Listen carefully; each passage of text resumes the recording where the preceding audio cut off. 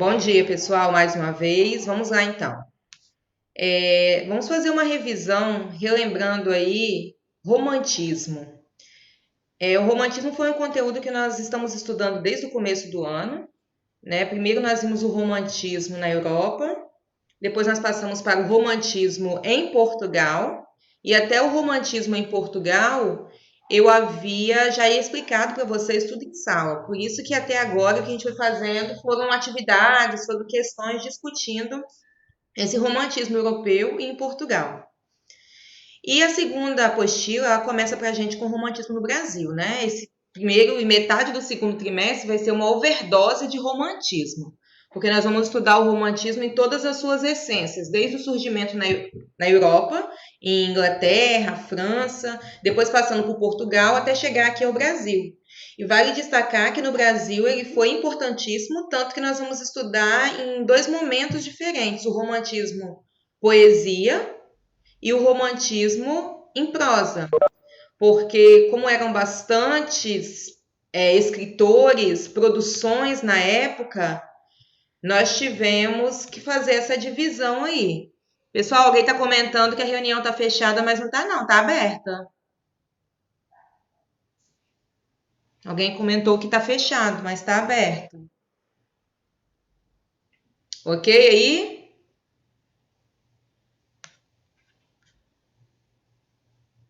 Alguém com dificuldade para entrar, pessoal?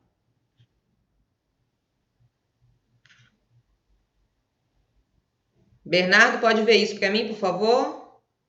Pode, tá tudo tranquilo aqui, não tem É ninguém porque estão falando nos nada, mandando não. mensagens aqui que não estão conseguindo entrar, que estão. A reunião está aberta já, deixei já desbloqueado para todo mundo entrar, ok? Tem nada. Pra mim não tá aparecendo nada, não. Então tá, qualquer coisa você me avisa. Então, continuando. Show. Oi? Então, no Brasil, o romantismo vai se dividir didaticamente, né, para a gente estar estudando, em dois blocos: o romantismo brasileiro, poesia, e o romantismo brasileiro, prosa. Não que foi necessário que terminássemos as produções de poesia para iniciar a prosa, não, elas aconteceram ao mesmo tempo. Entretanto, foram momentos de ênfase diferente. Quando a poesia surgiu no romantismo aqui no Brasil, havia uma ênfase a essa característica que era do subjetivismo, de exaltar as características do poeta, de exaltar a pátria. Quando começamos a produzir, né, quando dá início à produção dos romances, o foco é exatamente nessa construção da sociedade burguesa, de transformar o romance em um manual de instrução da burguesia. E vocês já ouviram essa expressão desde o romantismo, quando ele teve início na Europa. Então, para a gente iniciar, vamos relembrar alguns aspectos importantes do romantismo no Brasil. Vocês tiveram uma videoaula que eu enviei para vocês. Vamos resgatar alguns pontos que foram pontuados, né, que foram destacados. Primeiro, qual é o estopim do romantismo no Brasil? 1808, quando a família real portuguesa chega ao Brasil. Vale destacar que o início, né, do romantismo marca para a gente o período de organização da sociedade brasileira. Logo depois acontece a independência, então nós temos uma sociedade que está se organizando, que está se formando dentro dos valores dessa sociedade portuguesa que havia chegado aqui. Então, quando inicia-se o romantismo no Brasil, tem início a chamada Era Romântica dentro da literatura. Até então, nós estávamos vivendo na era colonial, que foram aqueles períodos literários que nós estudamos anteriormente, a literatura informativa, né, também conhecido como quientismo, o barroco e o arcadismo, que compreenderam a época do Brasil colônia. Quando em 1808 a família real portuguesa chega ao Brasil e há aquela mudança do eixo histórico, né, social, político e até mesmo literário, né, cultural de Minas Gerais para o Rio de Janeiro, é necessário também que culturalmente se lance um novo olhar para a sociedade. Então, começamos, né, a produzir, vamos dizer assim, obras, textos que pudessem agradar a família real portuguesa. Então, a grosso modo, vamos dizer assim, nós fomos favorecidos com a chegada do romantismo devido à chegada da família real portuguesa. Quando o romantismo surge no Brasil, não foi para os brasileiros, foi para agradar a família real portuguesa. E ele começa aqui com as mesmas características básicas, né, lá da base do romantismo, de mostrar o país, de exaltar o país, de mostrar os valores, os costumes que estavam organizando a sociedade. Entretanto, com o passar do tempo, no Brasil ele vai ganhar uma característica única, que é a questão do nacionalismo. Ah, mas o nacionalismo também acontecia em Portugal. Sim. Entretanto, no Brasil, há uma preocupação de um nacionalismo que pudesse criar uma identidade brasileira. Por quê? Porque em Portugal, o nacionalismo era para exaltar os feitos heróicos. Não sei se vocês estão lembrando disso. Lá em Portugal, quando o romantismo surgiu, era para colocar Portugal de novo em visualização, para mostrar que Portugal havia sido esquecido por seus feitos, por sua importância, por sua colaboração, né, no meio cultural, e era necessário que agora Portugal tivesse resgatado aí sua glória. No Brasil, nós não tínhamos ainda grandes produções, nós não tínhamos ainda grandes visualizações, porque nós não tínhamos uma identidade formada. Tudo que havia acontecido no Brasil, como quentismo, barroco e arcadismo, eram literaturas de importação.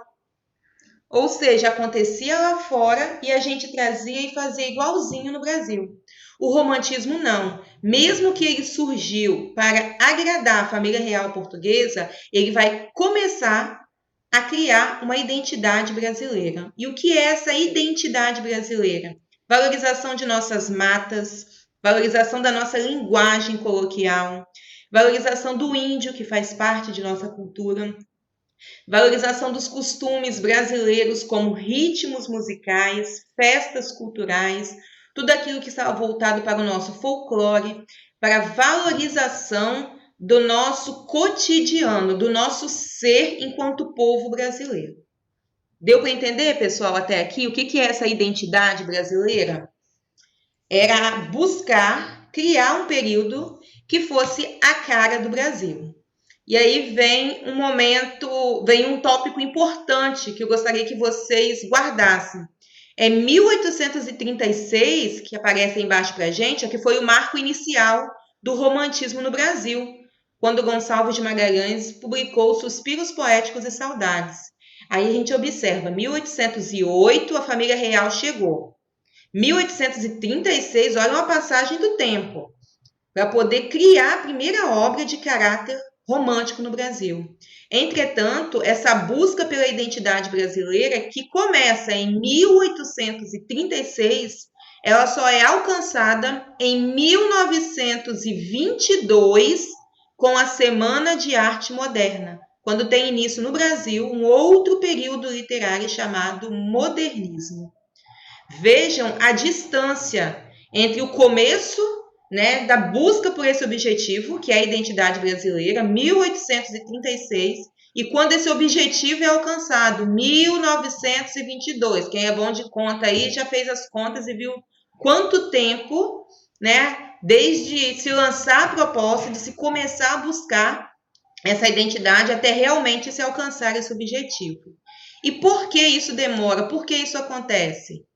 Porque nós somos o quê? Colônia portuguesa. Então, infelizmente, o que vai acontecer lá em Portugal vai influenciar diretamente os períodos literários aqui no Brasil. A gente não consegue sair totalmente debaixo das asas da cultura portuguesa. E isso vai influenciar os períodos seguintes: realismo, naturalismo, simbolismo. E nós só vamos conseguir mesmo mostrar que a nossa literatura tem a nossa cara, que é exatamente o retrato do país, em 1922, com a Semana de Arte Moderna. Então, essa busca pela identidade brasileira vai contemplar 3 elementos: a exaltação do amor, que já é uma característica comum do romantismo no geral. A exaltação da pátria, né? A questão do nacionalismo, e aqui no Brasil a pátria voltada para a busca da identidade, para a criação da identidade brasileira. Lembrar que o amor não é um amor qualquer. Quando nós estudamos o classicismo, nós vimos que Camões tinha um amor platônico, mas ao mesmo tempo mais racional, né? Porque o classicismo era racional. Aqui no romantismo nós temos um amor subjetivo, um amor ao extremo, ultra romântico, ou seja, exagerado. Tanto que os nossos escritores morriam de amor, né? Na visão deles, a morte era o alcance, era a contemplação do amor ideal. Então, quanto mais eu sofro, se eu conseguir, né? Se eu conseguir, vamos dizer assim, morrer, então eu vou me tornar um poeta conhecido, porque eu realmente levei o amor ao seu último estágio, realmente consegui compreender a essência amorosa. Então, não é só um amor, mas um amor exagerado, exacerbado. E a mulher, que é o nosso objeto de exaltação, apontada como pura, idealizada, sempre descrita com um olhar angelical, sempre descrita como a ideia de um anjo pura, né, roupas alvas, tudo aquilo que pudesse representar esse ambiente distante do mundo real. Ou seja, ela é exaltada porque ela está no mundo à parte. Por isso que muitas vezes ela aparece e nos confundem na questão de realidade e ficção, realidade e sonho, porque às vezes a gente fica na dúvida se ela realmente é uma mulher real ou se ela é uma imaginação, né? Uma criação da imaginação do autor. Ela aparece como um anjo, alguém que flutua, que consegue compreender, vamos dizer assim, todos os espaços, ocupar toda a áurea do poeta. Então nós temos essa mulher como objeto de exaltação. Então o marco inicial é uma obra poética, Suspiros Poéticos e Saudades, de Gonçalves de Magalhães. Vale destacar que Suspiros Poéticos e Saudades foi lançado aqui no Brasil, entretanto ele foi escrito em Portugal. Gonçalves de Magalhães, junto com um amigo chamado Gonçalves Dias, produziram em Portugal uma revista chamada Niterói. Observem que o próprio nome, né, já fazia referência ao Brasil. Eles estavam em Portugal, eles acompanharam o desenvolvimento do romantismo em Portugal e publicaram essa revista, mostrando que o romantismo também precisava acontecer no Brasil. Nessa revista Niterói, Gonçalves de Magalhães publicou alguns poemas desse livro, Suspiros Poéticos e Saudades, foi aclamado em Portugal, então ele retorna ao Brasil junto com Gonçalves Dias, e aqui eles lançam nessa obra, dando início ao que nós vamos conhecer como romantismo brasileiro. Portanto, a primeira obra no Brasil tinha como objetivo exaltar a pátria. É um retorno de Portugal para o Brasil, com o objetivo de valorizar. A grosso modo, é como se o poeta dissesse: poxa, se Portugal consegue mostrar, né, sua criação, sua cultura, por que eu não posso fazer isso no Brasil?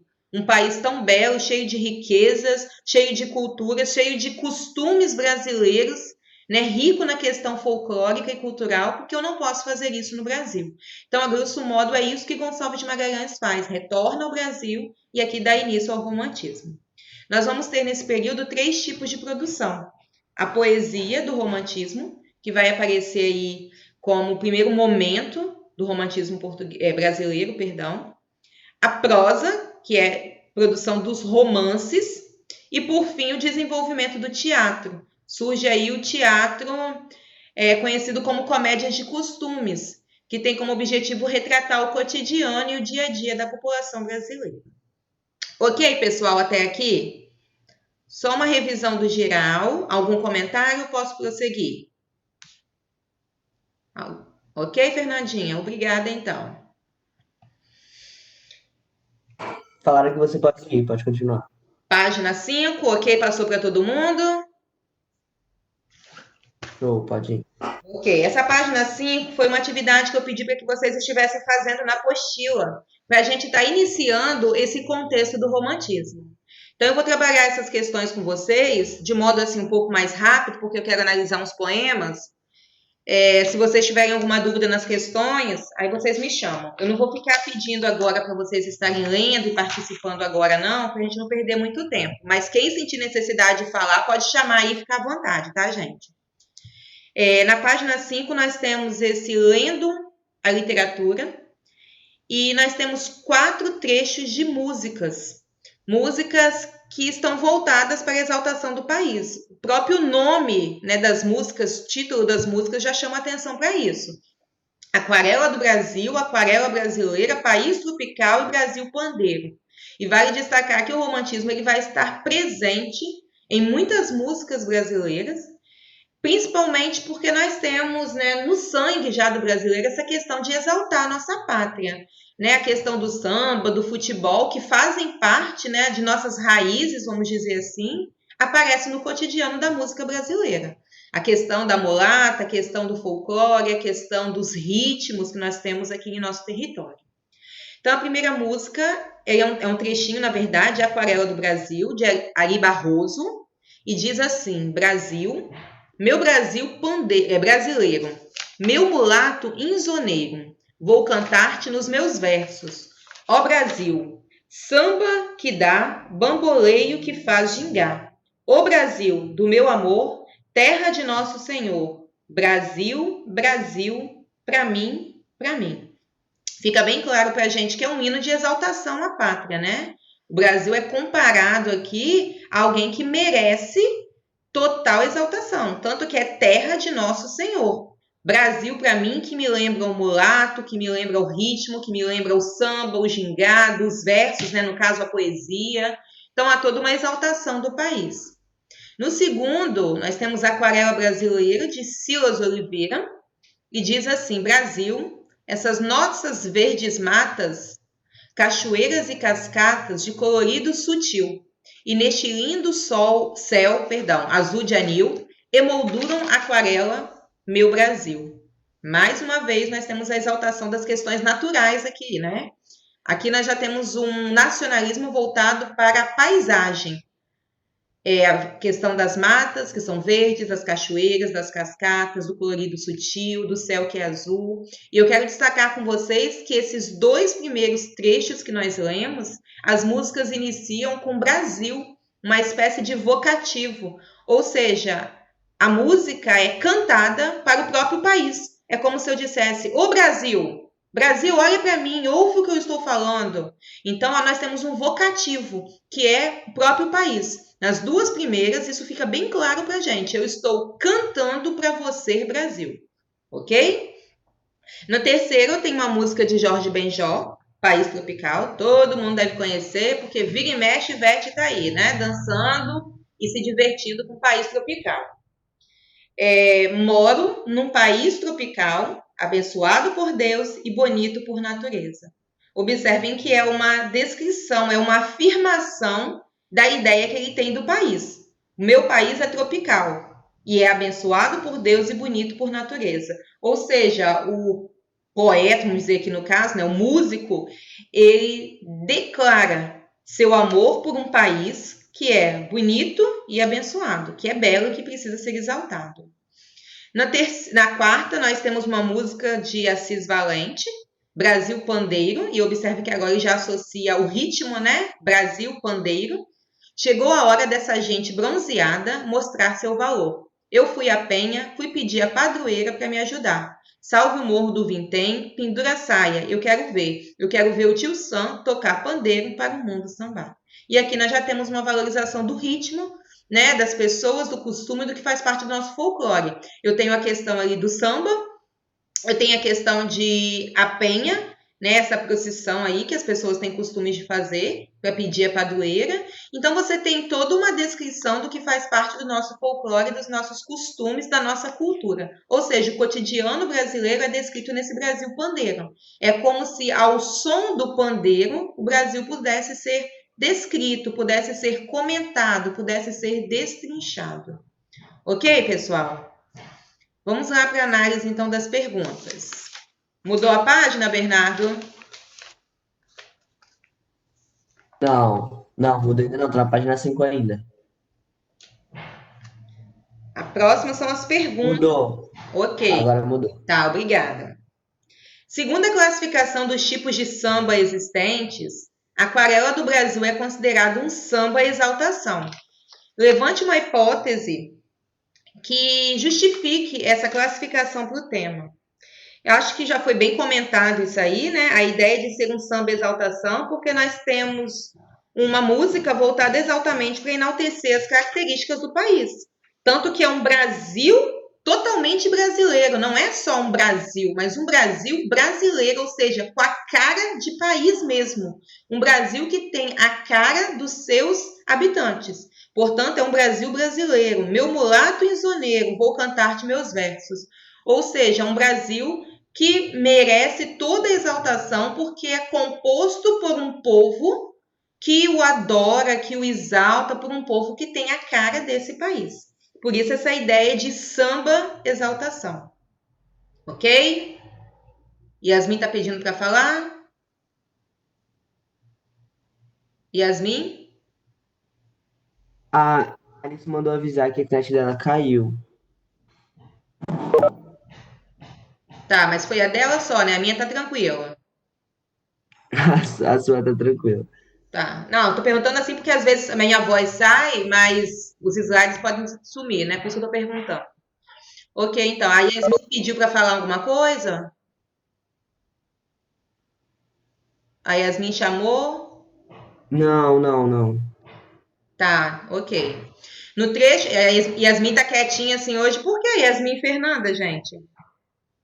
Yasmin e Fernanda quietinhas, não perguntaram nada, não levantaram a mão. Ah, não. Se você quiser, eu falo. Tá com saudade de mim, Carla? Ué, eu tô assim, abismada de não estar ouvindo nem você, nem Yasmin. Mas vamos lá, podem ficar à vontade. No trecho da canção de Jorge Benjor, o eu também celebra a localidade onde mora, que pode ser interpretado como lugar que pertence. Que passagens do texto indicam essa celebração?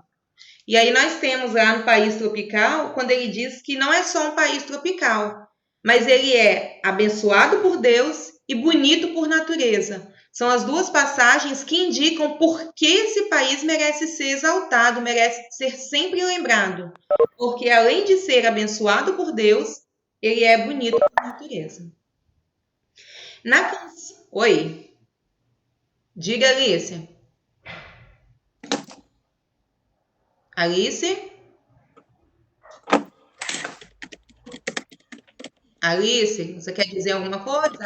É porque está aberto o microfone. Ok. Na canção Aquarela do Brasil, a ênfase da caracterização do país se encontra na. Essa daqui fica bem claro para a gente, né? Até comentei antes já. A ênfase se encontra exatamente, desculpa, na exaltação das riquezas naturais. Tanto que nós temos ali verdes matas, cachoeiras, cascatas, o céu azul. Então, a exaltação se encontra nas riquezas naturais. Até aqui, pessoal, ok? Todo mundo acompanhando? Eu creio que vocês tinham feito essas questões já, porque foram pedidas.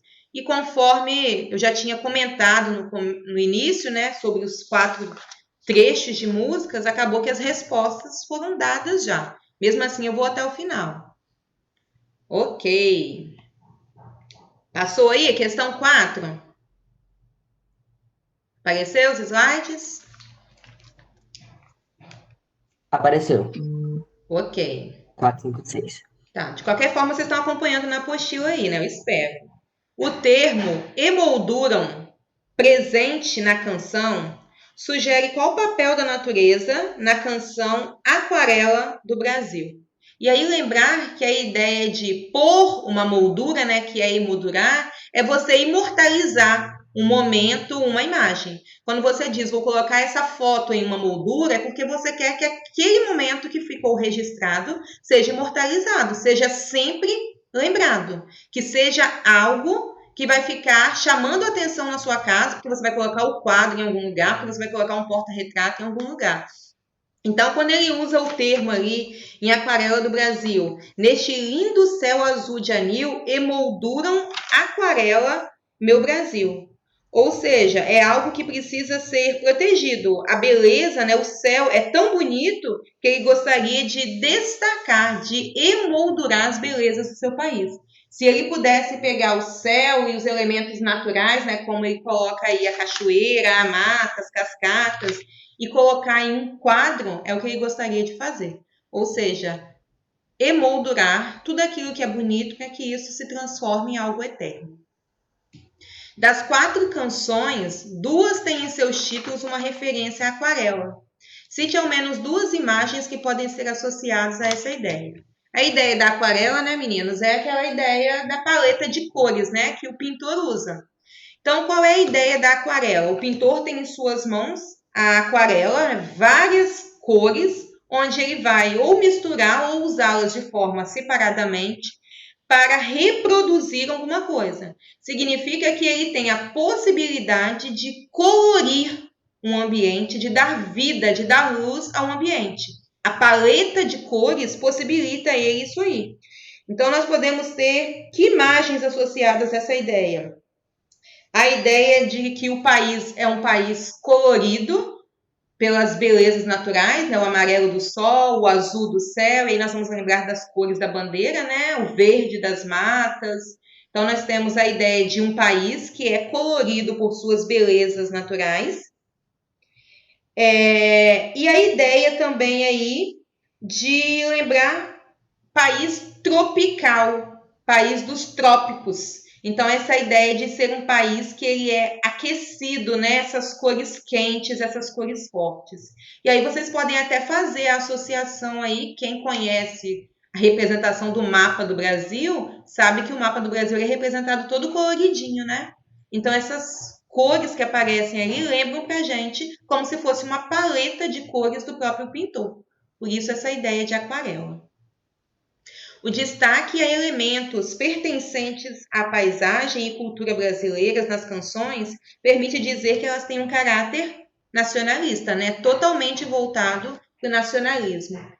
E guardem a palavra que eu vou dizer agora. Nós temos no romantismo a ideia de ufanismo. O que é ufanismo? Exaltação exagerada da pátria. Vocês vão até ouvir ou ler, durante o estudo do romantismo no Brasil, a ideia de amor exacerbado pela pátria. Então, toda vez que vocês ouvirem a expressão ufanismo, lembrem disso, o amor exagerado. Tem até um escritor que mais na frente, né, um pouquinho antes das tendências contemporâneas, lá na época do modernismo, vai publicar uma obra dizendo, né, o título da obra é Por que me ufano do meu país? E a ideia de ufanar é me orgulhar de forma exagerada, né? Então, ufanismo, exaltação exagerada da pátria. 7. Releia estes versos da canção Brasil Pandeiro. Chegou a hora dessa gente bronzeada mostrar seu valor. A expressão gente bronzeada se refere a quem? Ao povo brasileiro. Isso aqui fica bem claro para a gente. As canções criam uma representação do Brasil e do povo brasileiro. Selecione a alternativa que melhor explica o modo como o país é nela retratado. Na sequência, justifique sua resposta. E aí nós temos, o Brasil é um país com uma população alegre e país do samba. O Brasil é visto como um espaço social em que a população mestiça vive em condições adversas, habitando lugares de pobreza, morros e favelas. É chegado o tempo em que deve superar seus dilemas. E o Brasil é um lugar cuja cultura e natureza se destacam.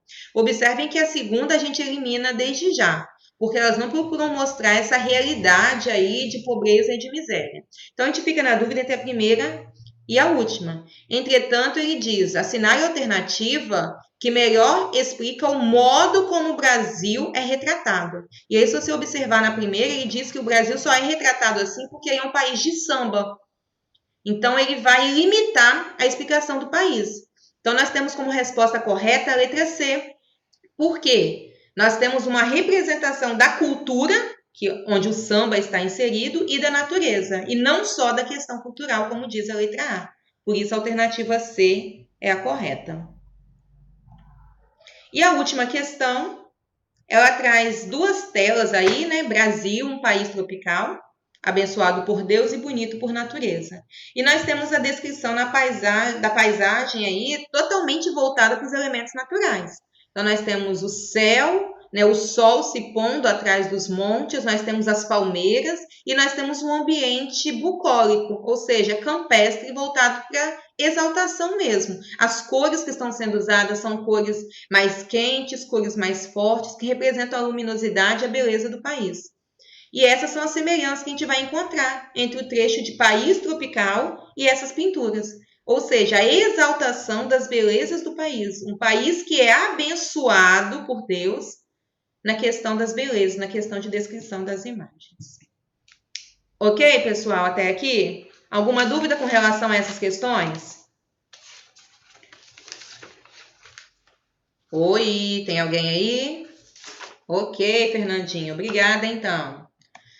Vamos fazer, então, uma revisão das chamadas gerações românticas. E aí, se vocês estiverem acompanhando, vocês podem passar para a apostila, página 9. Não vai dar para a gente analisar os poemas hoje, que eu gostaria, né, porque eu acho que eu falei demais nesse resumão aí inicial. Mas vamos relembrar aqui essas chamadas gerações românticas.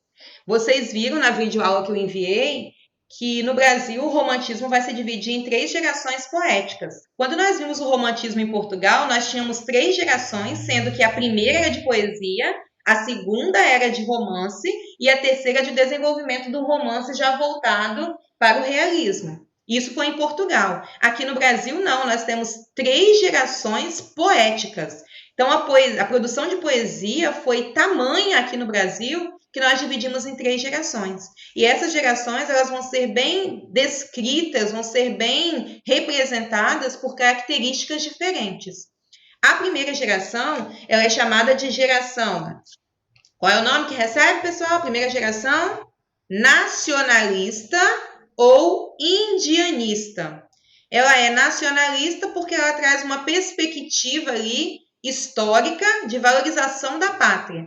Ou seja, resgata as características históricas, como a chegada dos portugueses, o primeiro contato com os portugueses, busca mostrar aí a valorização, as questões nacionais, a nossa cor, a nossa brasilidade, o nosso ritmo, a nossa língua, né, os nossos costumes.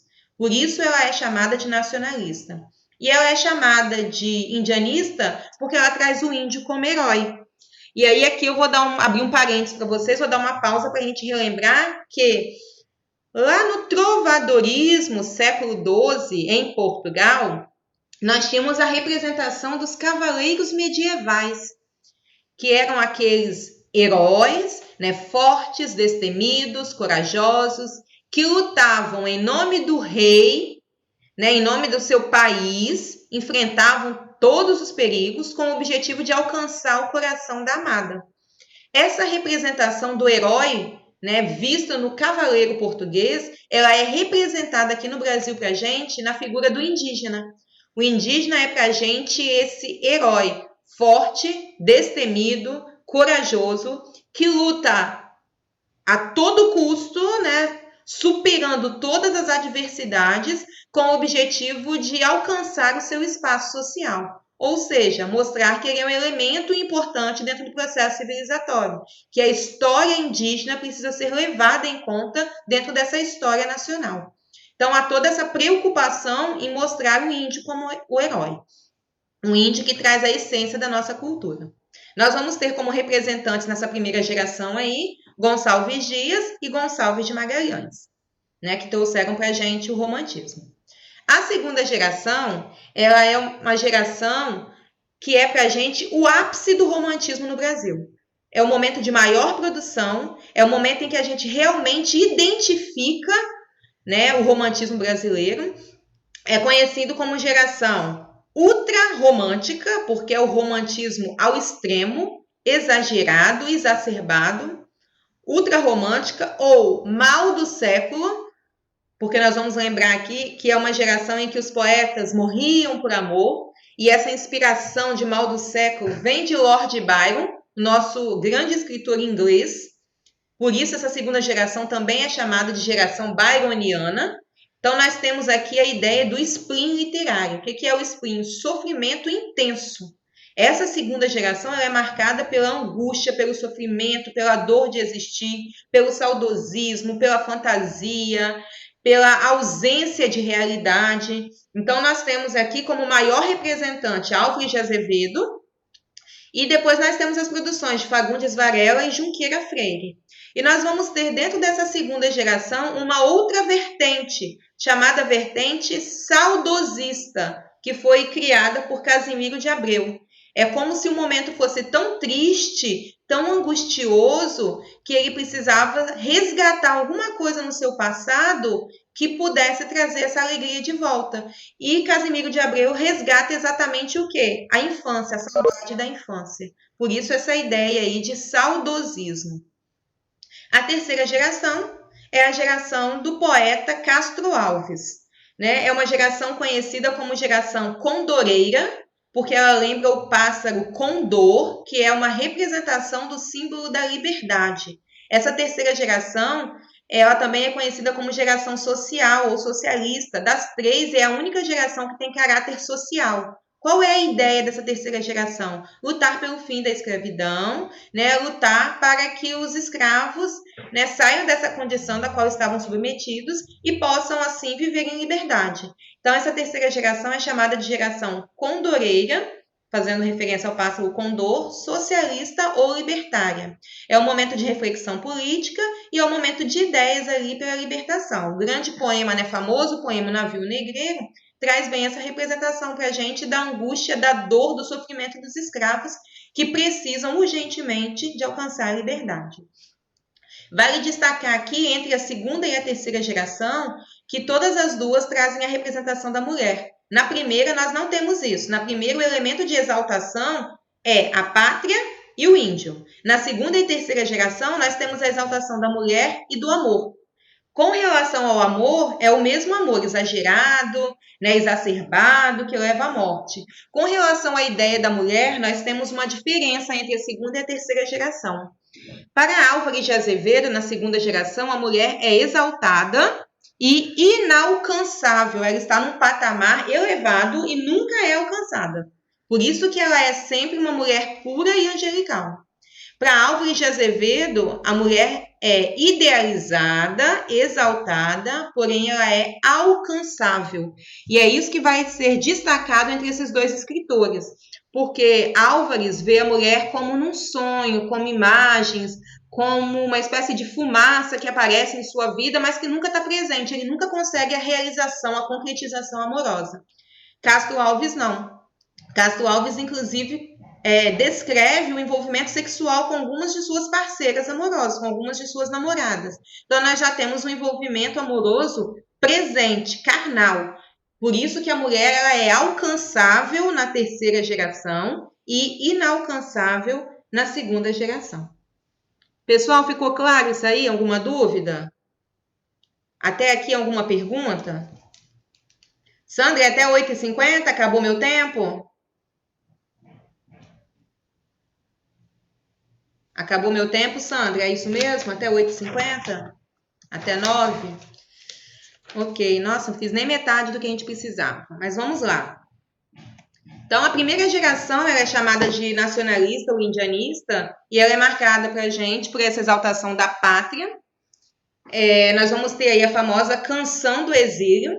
Eu vou fazer o seguinte com vocês, eu não vou ter como fazer as atividades que eu gostaria, então eu vou analisar com vocês os poemas, vocês vão anotando aí as páginas, essa mesmo que eu coloquei aqui agora, é um poema que não aparece aí na apostila de vocês, então vocês anotem para depois estarem procurando, e os outros textos que eu for analisando, vocês anotam para estar fazendo as atividades em casa. Em casa sim, né, gente? Vocês já estão em casa, né? Desculpa, tá fazendo as atividades depois, né? Carla, Oi. Oi. Eles só vão ter aula 10 horas. Você tem aula daqui a pouco? Porque você pode ir até umas 9h20, se você quiser. Ah, então tá bom. Beleza, a minha é só... Aí você já adianta, né? A minha é 10 horas só, também. Ok. Então vai, até 9h20 tá bom. Eles também têm aula 10 horas com a tia Sandra. Ah, então tá. Beleza, então vou adiantando aí. Ok, obrigada. Falou. Então vamos lá. Canção do Exílio, Com certeza vocês já ouviram, com certeza já leram, porque é conhecida como a canção de exaltação da pátria. Quando a gente fala em procurar um texto que exalta o Brasil, todo mundo lembra da Canção do Exílio. É a canção, né, o poema mais conhecido. Minha terra tem palmeiras onde canta o sabiá. As aves que aqui gorjeiam não gorjeiam como lá. E observe que ele já começa exaltando, é a minha terra. E por que ela é chamada de Canção do Exílio? Porque quando Gonçalves Dias escreveu esse poema, ele estava em Portugal. Ele estava exilado por vontade própria, né? A ideia de exílio é quando você é expulso do seu país. Não, ele se sente exilado porque ele estava estudando em Portugal. Por isso eu disse vontade própria. Ele está estudando em Portugal e dessa forma ele está distante da sua terra. Mesmo distante, ele não consegue ver em Portugal tantas belezas quanto ele vê no Brasil. Por isso ele diz que as aves que aqui cantam, gorjeiam, não cantam como no Brasil. Jamais serão como as aves brasileiras. E aí ele continua: nosso céu tem mais estrelas, nossas várzeas têm mais flores, nossos bosques têm mais vida, nossa vida mais amores. Lembrar que esse trecho aí, ele foi replicado depois, né, lá no hino nacional brasileiro. Acontece uma intertextualidade quando o Duque Honório Estrada escreve o hino nacional brasileiro. Ele copia esse trecho de Canção do Exílio. Em cismar sozinho à noite, mais prazer encontro eu lá. Minha terra tem palmeiras onde canta o sabiá. Então, mesmo sozinho, eu consigo ver as belezas do país. Porque o céu no Brasil tem mais estrelas, as várzeas têm mais flores, os bosques brasileiros têm mais vida. Minha terra tem primores, né? Tem belezas, tem riquezas, que tais não encontro eu cá. Em cismar sozinho à noite, mais prazer encontro eu lá. Por isso a ideia de cá, Portugal, lá, Brasil. Minha terra tem palmeiras, onde canta o sabiá. Não permita, Deus, que eu morra sem que eu volte para lá, né? Sem que eu volte para o Brasil. Sem que eu desfrute os primores, as riquezas que não encontro por cá. Sem que eu ainda aviste as palmeiras, onde canta o sabiá. E observem que o tempo todo o Brasil é colocado num patamar elevado. 2 elementos são usados para destacar para a gente a beleza do Brasil: o sabiá e a palmeira. E a partir dessas 2 imagens, do sabiá e da palmeira, nós temos aqui uma descrição, vamos dizer assim, perfeita, idealizada, de um país rico, belo e que, portanto, merece ser exaltado. Se eu não me engano, esse poema não aparece na apostila de vocês, então é interessante vocês estarem anotando aí para estarem estudando mais adiante, tá, meninos? O próximo é um trechinho que aparece na questão 2 da página 12 da apostila de vocês. Então, eu vou fazer a análise dos poemas e vocês marquem para estarem fazendo as atividades, tá? Lá na página 12, nós temos o poema Canto Primeiro, de Gonçalves Dias, retirado do livro, né, do livro de poemas Os Timbiras, que é um poema de caráter indianista. Então, os Timbiras é a tribo que o Gonçalves Dias vai buscar retratar. Sempre que vocês ouvirem falar de Gonçalves Dias ou Gonçalves de Magalhães, 2 elementos serão exaltados, ou a pátria ou o índio, ou os 2 juntos. Então, estejam atentos. Os nomes já tem que delimitar para vocês qual é a geração.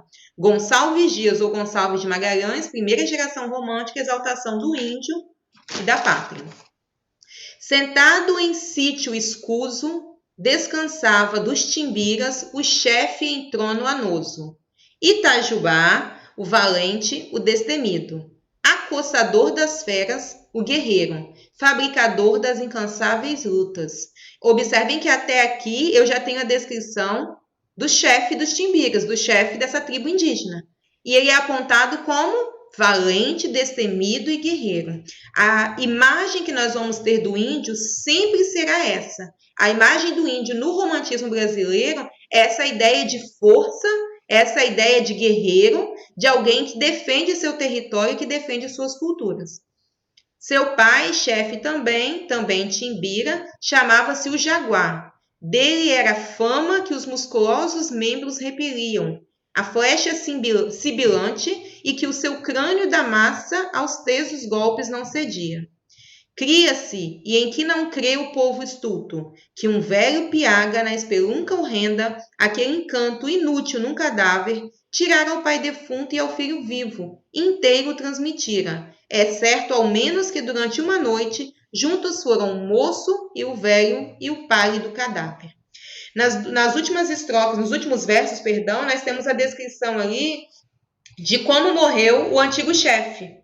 Né? Ele começa descrevendo o chefe dos Chimbiras, que é valente, destemido, e lá no final diz que ele herdou do pai, que também era um guerreiro forte, toda essa força, toda essa bravura, né? Os membros musculosos, e diz aí que quando o pai era cadáver, foi como se uma força, né? A questão aí espiritual, uma força fosse retirada do pai e passado para ele. Lembrar que os índios têm muito essa cultura de devorar um guerreiro com o objetivo de trazer para si a força e a bravura, né? E aqui fica bem descrito para a gente que o pai era defunto, né? Foi tirado do pai defunto e transmitido para o filho vivo toda essa força e essa bravura de uma tribo.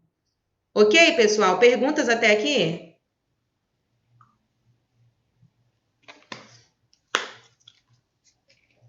Não? Ok. Não, tem não. É ruim que a gente tenha a impressão de que eu tô falando para as paredes aqui, porque eu não tô vendo ninguém, né? Parece que eu tô falando sozinha. Então, continuando aqui. Fernanda, você ri, né? Mas imagine você tá dentro do quarto aqui, igual eu tô, trancada, falando sozinha, né? Quem passa assim vai pensar o quê? Tá doida, coitada, né? Tem ninguém ali, ela falando sozinha. Mas vamos lá. Segunda geração. Tô doida não, né, Sandra? Mas a gente tá quase ficando, né? Com esse monte de tempo já dentro de casa. A segunda geração é a geração... Mudou aí o slide, Bernardo? Não, continua no mesmo slide. Tá, então vocês passam... Mudou agora. Página 14. Mudou agora. Apostila, página 14, pessoal.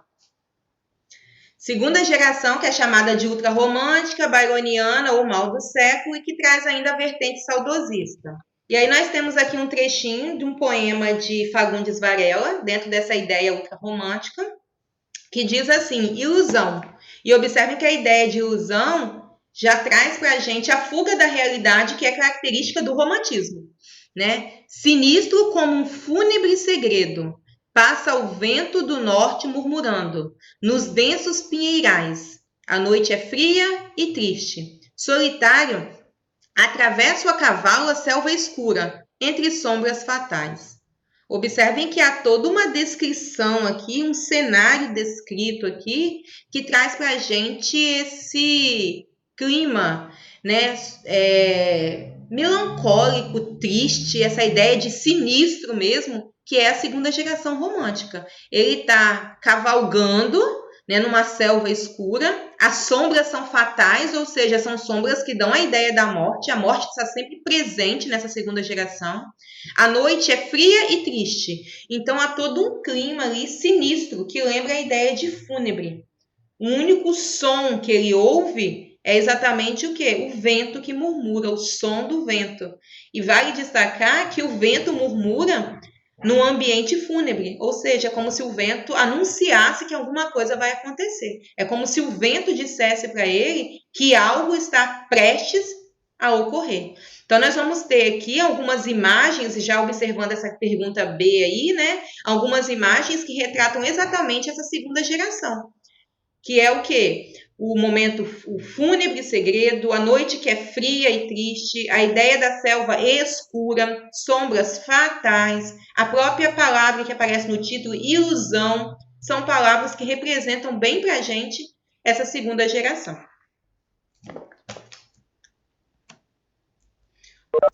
O segundo poema, que também faz parte dessa segunda geração, já é um texto de Álvares de Azevedo, nosso grande representante. Se encontra na página seguinte de vocês, página 15.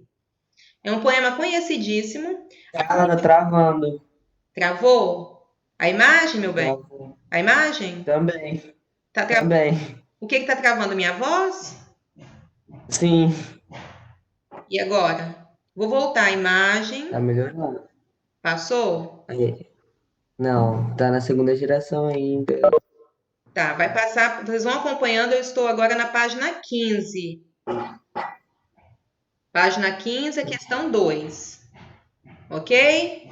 A sua voz tá travando também. Repete aí, Carla, página 15. Agora passou. Página 15, questão 2. Ok. Beleza, pode tocar o barco que agora tá certinho. Ok. Álvares de Azevedo é o nosso maior representante dessa segunda geração. Álvares de Azevedo morre aos 21 anos de tuberculose. Segundo ele, morreu de amor, né? Que era o que os poetas queriam que as pessoas pensassem. Mas Álvares de Azevedo era um poeta boêmio. Para começar, ele foi para a Europa e achou Lord Byron o máximo. Então, ele volta para o Brasil e resolve se inspirar em Lord Byron. Então, ele começa a levar uma vida boêmia, né? Bebendo, fumando, no meio de meretrizes, num ambiente totalmente degradante, tanto culturalmente quanto na questão física, né? De saúde. E ele acaba falecendo aos 21 anos de tuberculose. Segundo os pesquisadores, as únicas mulheres reais na vida de Álvares de Azevedo foram a mãe e a irmã. Ele nunca chegou a ter uma namorada, ele nunca chegou a ter uma mulher propriamente dita, ter o contato carnal com uma mulher. E a gente acha assim um pouco estranho, entretanto, quando a gente começa a ler os poemas dele, a gente vê como que a mulher ela é distante nas descrições dele, como que a mulher está sempre assim muito longe dessa possibilidade de ser alcançada. E aqui nós temos assim, ó, adeus, meus sonhos. E observem que ele já se despede aí do desejo, né? O sonho era a ideia da felicidade. O sonho dele era a concretização amorosa. Então, adeus, meus sonhos. Adeus, meus sonhos. Eu pranteio e morro, né? Eu choro e morro. Não levo da existência uma saudade. É tanta vida que meu peito enchia. Morreu na minha triste mocidade. Fica bem claro pra gente a melancolia profunda aqui, né? Ele tá morrendo e ele não leva a saudade dessa vida. É como se a morte pudesse trazer para ele o alento, pudesse trazer a felicidade. Misérrimo, voltei meus pobres dias assim na douda de um amor sem fruto, e minha alma na treva agora dorme. A treva que é a angústia, o sofrimento, né? Não é a ideia de coisas malignas, não. É a ideia mesmo de dor, de angústia. Como o olhar que a morte envolve em luto. Que me resta, meu Deus? Morra comigo, a estrela de meus cândidos amores, já que não levo no meu peito morto um punhado sequer de murchas flores. Ou seja, a ideia das flores é a ideia de levar no peito o amor. Eu não consigo levar no meu peito morto o punhado de murchas flores. Eu não consigo levar dentro do meu peito as lembranças de um amor, da concretização amorosa. Eu só consigo levar o quê? O sofrimento, a angústia. Então, que morra comigo esses amores. Que morra comigo essa dor e esse sofrimento. É interessante que o poeta ele não escreve para uma mulher aqui não. E nem para o amor. Ele escreve para os sonhos. E ele se despede exatamente desses sonhos, dessa possibilidade que ele tinha de tentar alcançar a concretização. Ok? Alternativa B, já dei até a resposta aí, vocês já podem anotar para estar estudando depois. Nesse poema fica bem claro para a gente a crise emocional do poeta, essa questão existencial dele aí, que já que eu não posso ter a mulher que eu quero, então eu prefiro morrer. E prefiro morrer com a ideia de que eu morri amando, porque era necessário que o amor se transformasse em algo extremo. Ok? Oi, ok? Ok. O próximo poema é a questão 3, ainda da página 15. Se não tiver passado, vocês acompanham aí. Que é o poema Meus 8 Anos, de Casimiro de Abreu, que faz parte da vertente saudosista. É um poema bem conhecido porque ele traz a ideia da infância bem latente. O próprio título, né, já remete para a gente ao passado. Então, meus 8 anos, ou seja, quando eu tinha 8 anos, minha vida era feliz. Ele começa dizendo, ó que saudades que eu tenho da aurora da minha vida, da minha infância querida que os anos não trazem mais. Que amor, que sonhos, que flores, naquelas tardes fagueiras, à sombra das bananeiras, debaixo dos laranjais. Ou seja, como eu era feliz quando eu era criança. Hoje eu não sou mais, mas eu gostaria muito de voltar àquela infância querida. Como são belos os dias do despontar da existência. E observem que é um retorno ao passado. Como eram belos, né? Como se ele estivesse lá no passado dizendo, como é belo poder passar os dias vendo as coisas, né, florescerem, vendo a minha vida se desenvolver. Respira a alma inocente como perfumes à flor. O mar é lago sereno, o céu um manto azulado, o mundo um sonho dourado e a vida um hino de amor. Aí vocês podem perguntar, poxa, mas esse poema ele não parece com nenhum dos poemas que nós lemos da segunda geração romântica. Por quê? Os poemas que nós lemos de Álvares de Azevedo e de Fagundes Varela anteriormente eram poemas que traziam a ideia da angústia, da dor e do sofrimento. E esse poema, mesmo que vocês pensem que ele só está exaltando a infância, ele traz para a gente uma angústia. Ele exalta a infância porque no presente ele é triste. No presente ele não tem a felicidade que ele teve quando era criança. A pergunta aí diz assim, o poema pode ser considerado um exemplo de característica do escapismo? Sim, porque o poeta tenta o tempo todo fugir da realidade dele.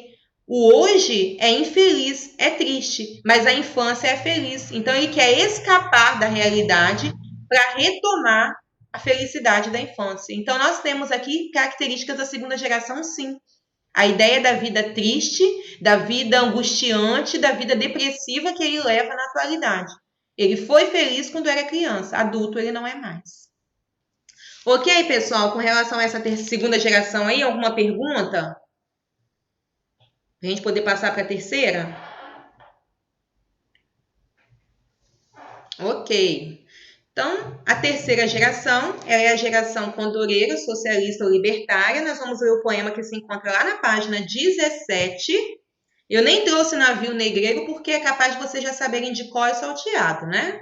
De trás para frente, frente para trás, cabeça para baixo. Então, nem trouxe navio negreiro, que é o poema mais conhecido dessa terceira. O poema que eu trouxe aqui é um poema de Castro Alves também, chamado Sangue de Africano.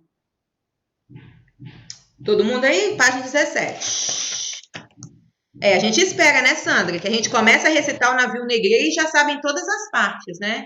Inclusive, Bernardo e Alice estão esperando a apresentação de Castro Alves, já que vai ficar para o ano que vem. Eles vão estar no terceiro ano e vão fazer a apresentação de Castro Alves ano que vem. Eu tava lembrando. Já está ensaiado. Eu tava lembrando disso ontem.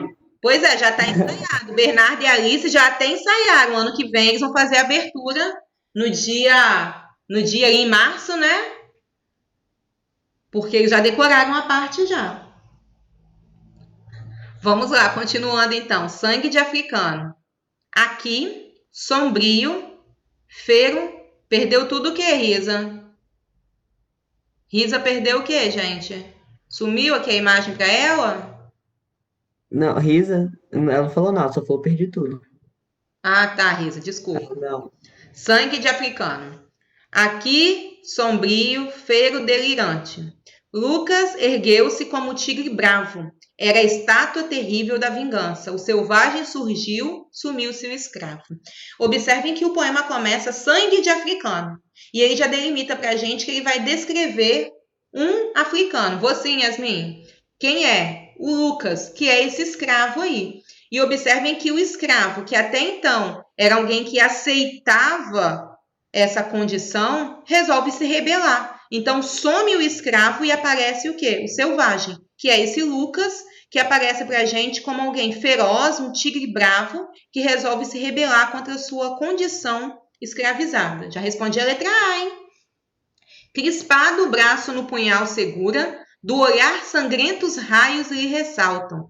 Qual das janelas de um palácio em chamas as labaredas irrompendo saltam? Ou seja, a visão que a gente tem aqui é de que a fúria do escravo é tamanha que parece que os olhos vão saltar do rosto, né? Os olhos vão saltar porque são como chamas, labaredas, demonstrando aí essa visão que nós temos do escravo que está sofrendo.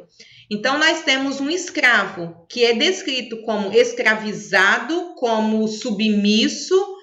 Entretanto, ele se rebela. É essa a imagem que nós temos de um escravo que vai se rebelar contra o sistema. E ele continua dizendo, com o gesto bravo, sacudido, fero, a destra ameaçando a imensidade, era um bronze de Aquiles furioso, concentrando no punhal a tempestade. No peito arcado, o coração sacode. O sangue que da raça não desmente. Sangue queimado pelo sol da Líbia, que ora referve no Equador ardente. E aí, na última estrofe, fica claro para a gente o local de origem e o local onde o Lucas se encontra. Ele é nacional da Líbia, então ele é libanês, entretanto, ele foi levado cativo para o Equador. E o poeta tenta justificar aqui que talvez o que tenha feito Lucas se rebelar, e a gente sabe pela história que essa rebeldia provavelmente vai levar, né, vai custar a sua vida, vai levá-lo à morte, mas o que fez o escravo, né, o Lucas se rebelar aqui, possa ser, e essa é a desculpa dada pelo poeta, a condição do clima, né, próximo à linha do Equador, essa sensação de calor que o poeta... que o escravo sente, possa ter feito o seu coração se rebelar, possa ter feito a sua mente se revoltar. Então, ele tem no sangue a bravura do escravo, mas até então um escravo que estava submisso. Quando ele tem contato, né, com esse país que é o Equador quente, e essa é a ideia, a sensação térmica, né, de estar próxima à linha do Equador, a própria Líbia, que já era um sol, já traz aí a ideia do sol, da quentura, tinha ficado esquecido no momento que ele foi escravizado. Quando ele tem contato com as pessoas do país onde ele se encontra agora, no caso o Equador, essa força, né? Vou usar agora um termo que a gente nem sabe, nem sei se existe, essa fervura que sobe, né, de dentro dele, do corpo, da alma, faz com que ele se rebele contra o sistema. Então, na letra C, há duas referências espaciais, uma ligando Lucas à sua origem, que é a Líbia, e outra ao local onde ele se encontra, Equador. O que elas têm em comum? Ambos os países, Líbia e Equador, são descritos como países quentes. A Líbia já diz que tem o sol, e o Equador próximo à linha do Equador, faz essa referência aí. Portanto, talvez o que possa ter feito o escravo se rebelar seja exatamente essa condição climática aí da qual ele está submetido. Pessoal, alguma pergunta até aqui? Dúvidas?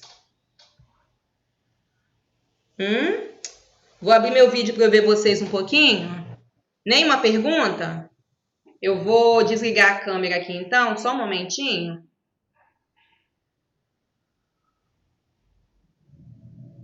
Yasmin não tem nenhuma pergunta, gente? Nem Fernanda? Tô acreditando nisso não. Nem Yasmin nem Fernanda vão perguntar nada. Pessoal, na verdade,